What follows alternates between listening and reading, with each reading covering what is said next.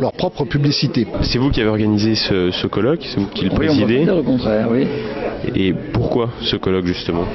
Eh bien, parce que d'abord, je suis un agité, mais en dehors de cette considération, il y a le fait que je suis extraordinairement préoccupé par l'explosion démographique de l'Afrique. Et avec toute la sympathie que je porte aux Africains, je crains que cela ne se traduise par un débordement humain, c'est-à-dire des courants migratoires écrasants et qui vont, je serai brutal, tuer la civilisation européenne. Parce que avoir 2 ou 3% d'Africains en Europe, c'est parfait. En avoir 30%, c'est la mort sans phrase. Alors je reviens un peu en arrière, j'ai écouté des intervenants avec sympathie, notamment Gourevitch, qui avait l'air de dire, bon, ben, finalement, le danger est lointain, il est plus mesuré. C'est pas vrai. Le danger, il est là.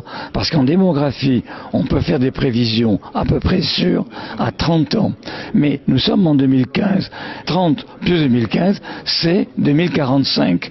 Donc c'est demain en réalité. Le problème il n'est pas dans 3000 ans, il est dans 3-4 décennies. Et c'est la raison pour laquelle il faut réagir maintenant. D'ailleurs, ce que je propose, ce n'est pas de larguer des bombes atomiques sur l'Afrique.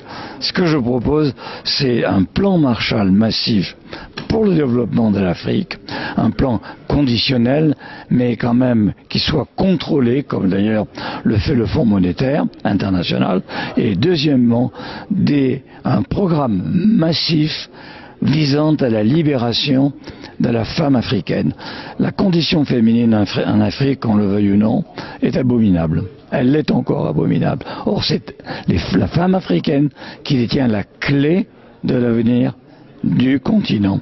Est-ce que c'est pas donner une réponse occidentale à un problème africain et justement rentrer dans les mêmes erreurs qu'il y a pu avoir pendant la colonisation? Vous avez tout à fait raison, c'est une réponse occidentale parce qu'il n'y en a pas d'autre.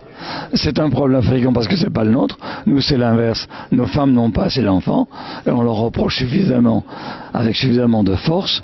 Et donc, par conséquent, puisque les Africains n'ont pas été capables d'inventer la réponse eux-mêmes, eh bien, il faut bien que quelqu'un le fasse et c'est nous.